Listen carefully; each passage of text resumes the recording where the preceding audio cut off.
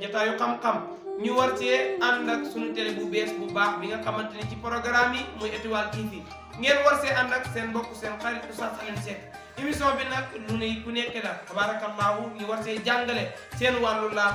wumpulewu leen ne ñu ngi nii dugg ci koor gi tabaarakallaahu koor gi war nañu am yuñ ci indi tabaarakallaahu ngeen ànd see seen wàllu laab koor naka la ñu war a wooree ci biir kër gi naka la ñu war a taajee njaboot gi ànd ak ñoom ci koor gi bàyyikal jaamu yàlla yi yokku jaamu yàlla yi yokku julli yi war a xam nu ñuy laabee ak koor gi buñ ci amee ngant surtout jigéen ñi naka la ñu ko war a jokkee ñu ngeen cee war a ànd ak seen xarit seen mbokk Oustaz Alioune Seck waaye nag du ci yem Oustaz Omar Niang sama xarit sama sopp dina ñëw ci wet gi ñu jàppale wante ci ni ngeen xamee seen diine émission bi nag jotaayu xam-xam la ñu ko tuddee fa tabarakallahu fii lay amee ci Étoile TV